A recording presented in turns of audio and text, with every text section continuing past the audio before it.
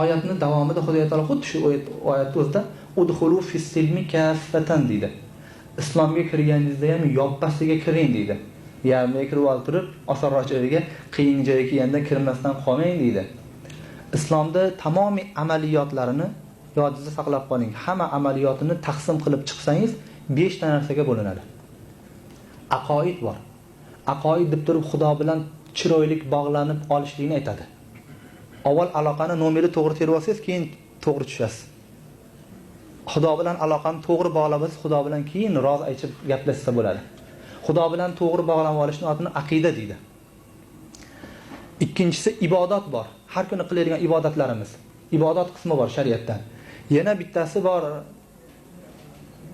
muomalat qismi bor. Oldi sotdi ishlari, ijaraga narsa berish, sheriklikka ish qilish, bankdan pul olsa bo'ladimi, bo'lmaydimi? Ana hovlini sotib turganda qaysi qo'shni birinchi haqdor bo'ladi? Ana shunaqa o'xshagan ishlarda otini muomalat ilmi deydi bu. Pullik ishlar bular. 4-o'rinda keyin muosharat turadi. Aka-ukachilik, xotin bola chaqachilik, ota bolalik, qo'ni-qo'shnichilik, bozorda qo'shnilik, masjidda qo'shnilik degan narsalar bu muosharat ilmida bo'ladi. 5-inchisi keyin axloq ilmi turadi. Qana qilsam qalbimda kibrim yo'qoladi, qana qilsam saxovatli bo'lib ketaman ekan, qana qilsam ro'para keyin odamdan o'zimni katta olmas ekanman.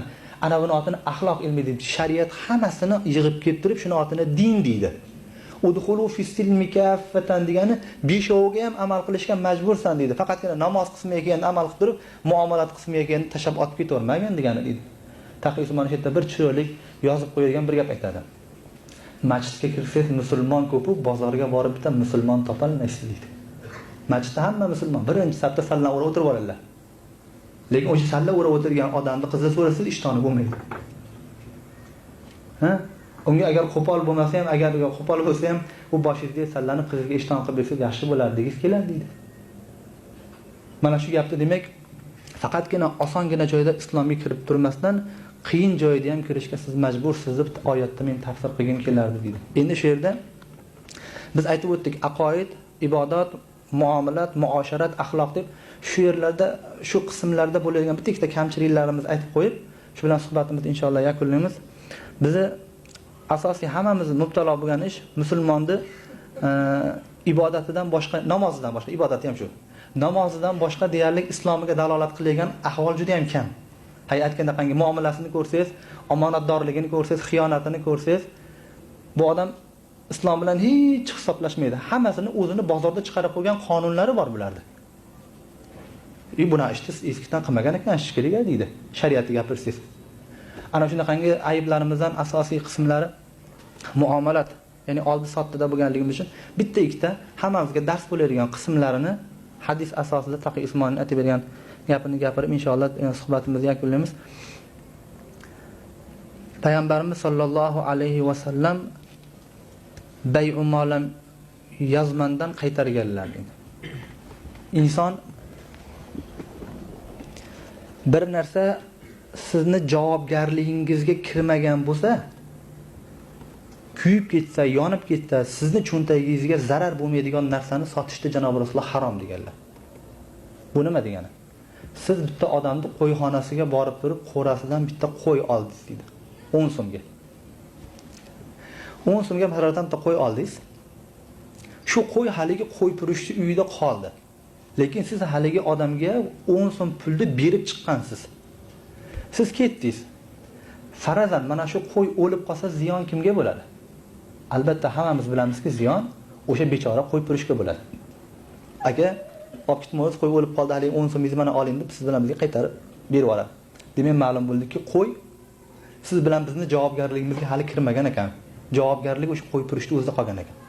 Farazan birorta odam o'zini javobgarligiga hali kirmagan narsani ustidan foyda olsa, shu odam sutxo'r bo'ladi endi. Bu nima degani? O'sha odamni qo'yxonasida turgan qo'yni bittasiga 12 so'mga sotib olsangiz, siz shu 2 so'm olgan pulingiz harom degan. Nimaga? Chunki siz haligi qo'yni ziyoniga chidaganingiz yo'q. Chunki ziyon unga bo'lyapti. Ziyoniga kelganda siz tan olmayapsiz, foydasiga kelganda yugurib olishga tayyor bo'lyapsizmi? Mana shu narsani otini demak, zamoniga javobgarligiga kirmagan narsani sotishlik deydi. Narsa kelyapti, Toshkentdan kelyapti. Hali siz javobgarligingizga kirgan yo'q. Mayda turib ustasidan savdo qilyapsiz. Xitoydan narsangiz hali chiqqan yo'q. Meni narsam keladi deb turib savdo qilyapsizmi? Mana shu sutxo'rlikka kiradi. O'shanga shuni aytmoqchi bo'ldik. Keyin mana shu hadisning ostida bitta ikkita narsalarni gapiradi. Bir odam birovga $10,000 pul berdi. Qarz berdi. Qarz berganimizdan keyin shu odam yo'lda ketib turganda o'g'riga urdirib yuboradimi? Yoki suvga cho'kib ketadimi, yonib ketadimi? Bizga qanaqangi bo'lsa ham shu 10,000 ni qaytarib berishga u odam majbur. Ziyonini biz ko'tarmayapmiz. Ziyonni hammasini pul olgan odam ko'taryapti. Demak, o'sha ziyonni hammasini u ko'targanligi uchun 10,000 ustidan foyda olishlik harom bo'ladi. O'shaning uchun sutxo'rlik bo'ladi u. Ammo siz birovga sherikarlikka pul bersangiz, beayni xuddi shunaqa qilib $10,000 beryapsiz. Lekin berib turganingizda ziyoniga ham men chidayman deyapsiz-da, o'shaning uchun shariat sizga foydasini olishni halol qiladi deydi. Ziyonini chidagan narsangizga shariat foydasini ham olaver deydi. Vaholanki hali ziyon ham bo'lgani yo'q. Lekin boshida ziyonga chidayman degan gapingiz o'zini hurmatidan Xudo sizga foydani olishlikni halol qiladi. Shu yerda bu kishidan bitta savol so'ragan ekan. Sizga bir savol bo'lmasa deydi. Bir odam $10,000 uyini birovga ijaraga berdi. Xuddi shunday bir odam mana bu yerda $10,000 ni birovga qarzga deb berdi. Lekin $1,000 ni 10,000 ga qo'shib kelib bersa nima bo'ladi deydi. Ha, sutxo'rlik bo'ladi. Endi sizga xuddi shu savol. $10,000 uyini birov ijaraga beryapti, bir oyga ijaraga beryapti. Bir oydan keyin bu odam $10,000 uyini ham beryapti, $1,000 ijara haqqini ham beradi. Bu nima bo'ladi? Bu halol deydi. Ha, tepadagida nima farqi bor? Bu ham $10,000 pulida. Bu $10,000 bermabdi-yu, $10,000 uyni beribdi ijaraga. 10,000 ustidan 1000 ni foydani olsa bu halol bo'lyapti, bunisi nima harom bo'lyapti desa, bu yerda ham xuddi shu payg'ambar alayhisolatu vassalomda ziyoniga chidamagan narsani foydasi ham halol bo'lmaydigan gaplar shu yerda ishlaydi. $10,000 olib ketgan odam yo'lda o'g'irlatib qo'ysa bizga to'lab berishga majbur.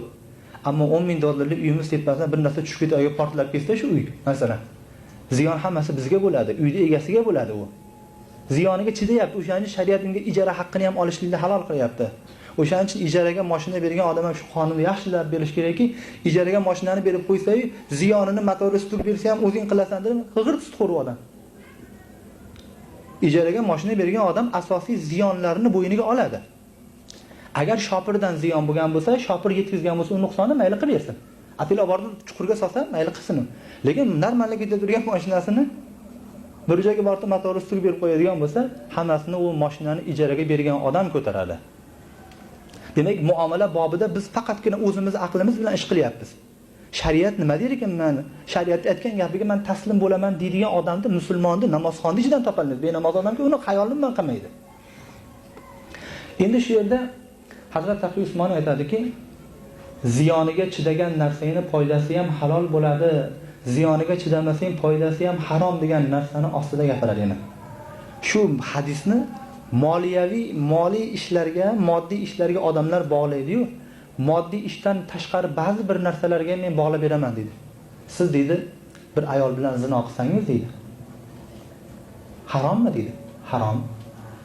O'sha begona ayol bilan bo'lgan ishda odam o'zini ayoli bilan birga bo'lsa nima uchun halol bo'ladi masalan? Nima farqi bor deysiz? Odatda haligi tepada aytdik-ku, hamma ishda agar aqlga qo'yib bersangiz, aql hamma ishda halolga chiqarib yuboradi. O'sha zino qilib turgan odamlarga ham sizga terib tashagan hujjatlari bor. O'zini rozi bo'lgandan keyin nima deysan deydi. Rozilik bilan qildi deydi. O'shani hammasiga agar aqlni qo'yib qo'yib, vahiyni bu yoqqa surib qo'yib, aqlni menga rahnamolik qilsin desa, aql to'g'ri olib borib jarga tashab yuboradi. Aql shunaqa narsa, chunki siz aqlni o'zini doirasidan tashqarida ishlatdingiz. Endi mana shu savolni haligi hadisning ostida aytayaptiki, zino nima uchun harom, nikoh nima uchun halol? Mana shu hadisda aytilgan narsa bu yerda ham ishlaydi.